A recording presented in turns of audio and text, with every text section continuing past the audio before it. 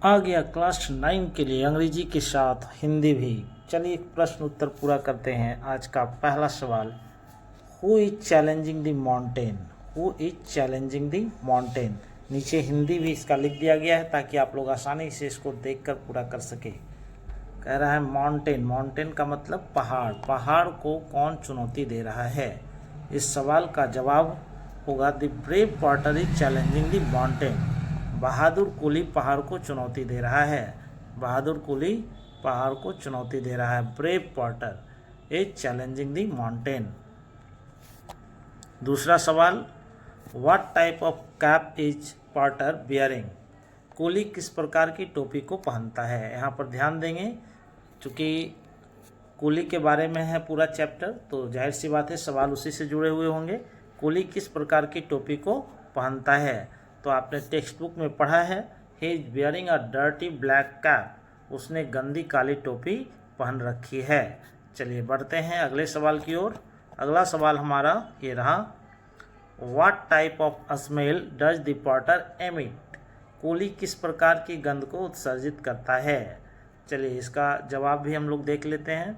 The porter emits a sulphur like sour smell. कुली जो है वो गंधक जैसी खट्टी गंध को अपने शरीर से निकालता है। Sulphur like sour smell. चलिए बढ़ते हैं अगले सवाल की ओर। What is there on the cliff? यहाँ पर आप लोगों ने देखा चट्टान पर क्या है? तो चट्टान पर कुली का घर है और एक खड़ी चट्टान की चोटी पर एक झोपड़ी है, और वो झोपड़ी वास्तव में क्या है? तो कुली का घर है ना। चलिए बढ़ते हैं अगले सवाल की ओर। What is the mother searching? माँ क्या खोज रही है? माँ क्या खोज रही है? What is the mother searching? इसका सही जवाब है the mother is searching for nettles and vines. माँ बिछुआ और लताएं खोज रही है, ढूंढ रही है। चलिए बढ़ते हैं अगले सवाल की ओर। अगला सवाल हमारा ये रहा, who is the hero of mountain? Who is the hero of mountain? सभी सवाल के जवाब को आप लोग नोट करते जाएंगे, है ना। Who is the hero of mountain? पहाड़ का हीरो कौन है? The porter is the hero of the mountain. कुली पहाड़ का नायक है। कुली जो कि बहुत ही परिश्रमी है और अपने पीठ पर कितना केजी वजन लेकर चल रहा है? तो 25 केजी का वजन लेकर के चल रहा है ना। चलिए बढ़ते हैं अगले सवाल की ओर। अगला सवाल ये रहा, who is reigning over the rich kingdom of sleep? तो आप लोग को यहाँ पे हम बता दें, कुली काफ़ी कठिन परिश्रम करता है और उस परिश्रम करने के बाद जब वो सोता है तो काफ़ी अच्छी नींद में वो सोता है। इसीलिए इसको नींद के समृद्ध साम्राज्य पर कुली का राज बताया गया है। सवाल को फिर से देख लेते हैं, who is reigning over the rich kingdom of sleep? नींद के समृद्ध साम्राज्य पर किसका शासन है? तो the porter is reigning over the rich kingdom of sleep. नींद के समृद्ध साम्राज्य पर कुली राज कर रहा है। अर्थात कुली जब काम कर थक जाता है तब वह गहरी निद्रा में सो जाता है, उसे काफ़ी अच्छी नींद आती है। चलिए बढ़ते हैं अगले सवाल की ओर। What is the problem of his son? यहाँ पे देखिए ध्यान दीजिएगा, सवाल में आया है हिज सन। हिज जो है वो पोर्टर के लिए आया है। किसके लिए आया है? पोर्टर के लिए आया है, कुली के लिए आया है।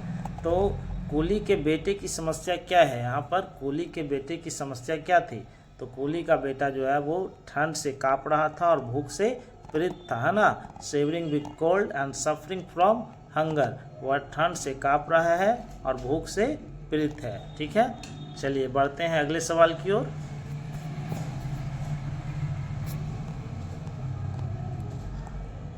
अगला सवाल हमारा कह रहा है, how much load does the porter have on his back? अभी इसकी चर्चा हमने किया। कुली की पीठ पर कितना वजन है, कितना भार है, वह कितना वजन लेकर ऊपर चढ़ रहा था? तो आपने देखा टेक्स्ट बुक में कुली की पीठ पर 25 केजी का वजन था। कितने केजी का वजन था? 25 केजी का। 25 kilo load the porter have on his back. सारे सवालों के जवाब को अच्छे तरीके से आप लोग नोट कर लेंगे, है ना। चलिए बढ़ते हैं अगले सवाल की ओर। अगला सवाल हमारा है, what distance does the porter cover in the snows of winter. देखिए ध्यान से समझिए इस सवाल को, है ना। कह रहा है सर्दियों की बर्फ में कोली कितनी दूरी तय करता है ना। What distance does the porter cover, कोली कितनी दूरी तय करता है in the snows of winter, है ना, सर्दियों की बर्फ में। तो सर्दियों की बर्फ में कोली 6 मील की दूरी तय करता है। कितने मील की दूरी तय करता है?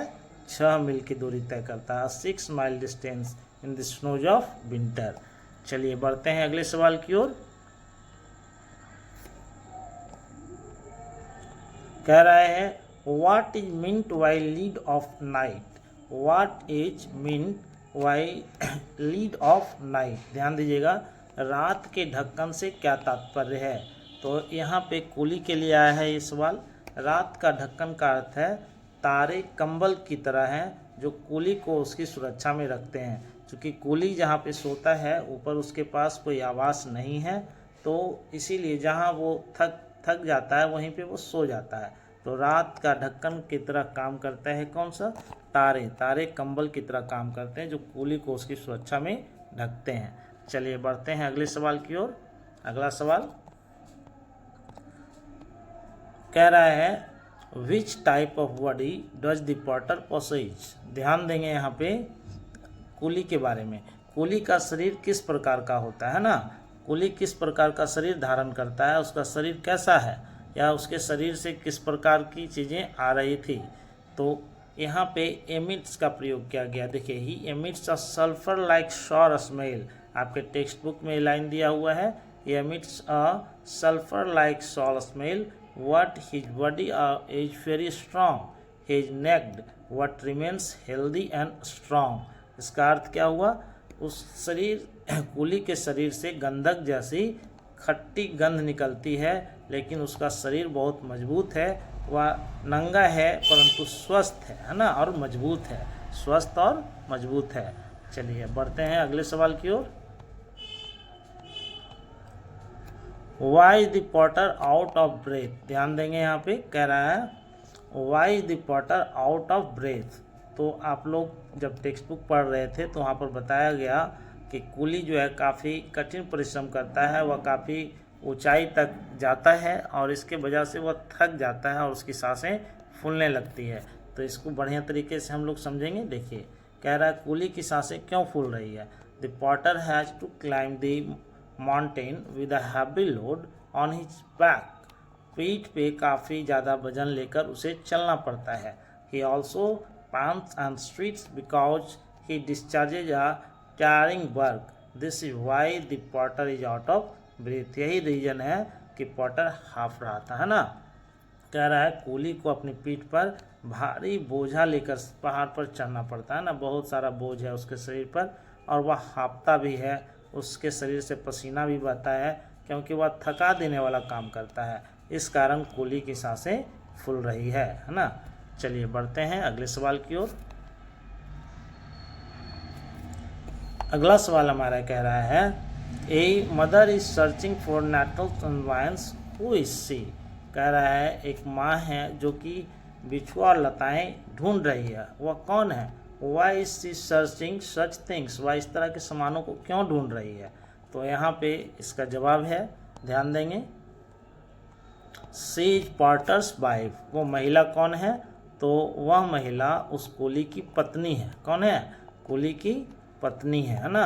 और आपको पता है कुली का बेटा जो है वो बुखार से भी तड़प रहा था और उसे भूख भी लगी हुई थी, इसीलिए उसकी पत्नी जो है पॉटर की वाइफ जो है वह सी सर्चिंग फॉर नेटल्स, जो कि एक प्रकार का पत्ता होता है, and binds the creeper which bears crops facing cold and hunger.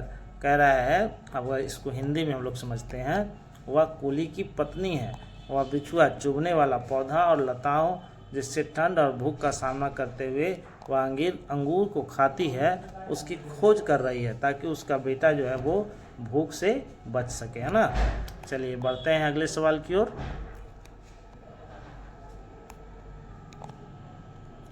अगला सवाल हमारा है how sleeping Potter is the hero of the mountain. Sleeping Potter पहाड़ का नायक कैसे है। हम लोगों ने देखा टेक्स्ट बुक में उसे एक हीरो की तरह बताया गया है। चलिए इसके रीजन्स को हम लोग जानते हैं। जैसा कि हमने टेक्स्ट बुक में पढ़ा, इस a person who is determined for his goal, वह अपने गोल के लिए, अपने मोटो के लिए बिल्कुल दृढ़ है, वह अपने कर्तव्य पे अड़ा हुआ है ना, वह काफ़ी मेहनत करता है। He must get it with hard labour, वह कठिन मेहनत से इसको प्राप्त करता है, चाहे सिचुएशन जैसा भी हो। In such a situation difficulties often hardest in the way, the porter labor hard, he never get tired and at last reaches up the mountain, this proves to be the hero of the mountain। कह रहा है चाहे जितनी भी कठिन परिस्थितियाँ आती है वो क्या करता है, पहाड़ के टॉप पे जाकर चढ़ाई कर लेता है और इससे उसे काफ़ी खुशी भी महसूस होती है और इसीलिए इसे हीरो की तरह दिखाया गया है। तो जो व्यक्ति अपने लक्ष्य के प्रति दृढ़ निश्चय रहता है और कठिन परिश्रम से अपना लक्ष्य प्राप्त करता है, मुश्किल चाहे जितनी भी आए उन मुश्किलों को से पार पाता है और कूली भी कठिन परिश्रम करता हुआ आगे बढ़ता है, कभी थकता नहीं है और अंततः वह अपने पहाड़ पर चढ़ जाता है और पहाड़ का नायक साबित होता है। चलिए बढ़ते हैं अगले सवाल की ओर। अगला सवाल हमारा है, What is the main theme of poem The Sleeping Porter? The Sleeping Porter कविता का मुख्य विषय क्या है? चलिए देखते हैं इसके जवाब को। कह रहा है The poem presents tribulations and trials by a poor porter. He is very stout and continues in his work. His hard labor doesn't provide his family a livelihood. He has a strong body but dull mind. The poet wants to say that a dull mind can be fruitful.